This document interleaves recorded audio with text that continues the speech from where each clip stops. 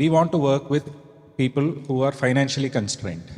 അപ്പം അവർക്ക് government insurances ആണുള്ളത്, കാസ്പ്, PMJY, ESI, ECHS. നമ്മളതിൻ്റെ ആ റിട്രൈവലിന് എപ്പോഴും ഒരു പ്രോബ്ലം കാണുന്നുണ്ട്, ഒരു എക്സ്ട്രീം ഡിലേ കാണുന്നുണ്ട്.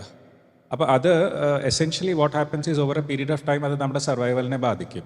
അപ്പോൾ അത് ഇങ്ങനത്തെ ഗവൺമെൻറ് ഇൻഷുറൻസസ് ഫെസിലിറ്റേറ്റ് ചെയ്യാൻ സ്പീഡപ്പ് ചെയ്തിട്ട്, even if it is not at par with private insurance, അപ്പോൾ അതിൻ്റെ ഒരു 50% ആയിരിക്കും അവരുടെ അലൊക്കേഷൻ.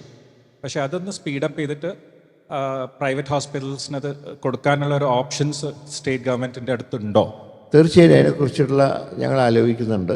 ഇപ്പം തന്നെ നമുക്കറിയാലോ, ഇപ്പോൾ ഉമ്മൻചാണ്ടി ആരോഗ്യ ഇൻഷുറൻസ് അതിപ്പോൾ ഇങ്ങനെയുള്ള ഡിഫക്റ്റുകളൊക്കെ മനസ്സിലാക്കിയിട്ട് അത് പരിഹരിക്കുന്ന രീതിയിൽ അത് ഫ്രെയിം ചെയ്യാൻ നോക്കുക. അതാണ് ഇവിടെ ചിലർ പ്രചരണം നടത്തുന്നത്, പൂർണ്ണമായിട്ട് സ്വകാര്യ ആശുപത്രിയിലേക്ക് കൊടുക്കാം. അങ്ങനെയല്ല. ഈ ഡിഫക്റ്റുകൾ അത് മനസ്സിലാക്കി അതിൻ്റെ പ്രതിവിധി അനുസരിച്ച് ഇതിൻ്റെ നിയമം ഫ്രെയിം ചെയ്യാനാണ് ഗവൺമെൻറ് ശ്രമിക്കുന്നത്.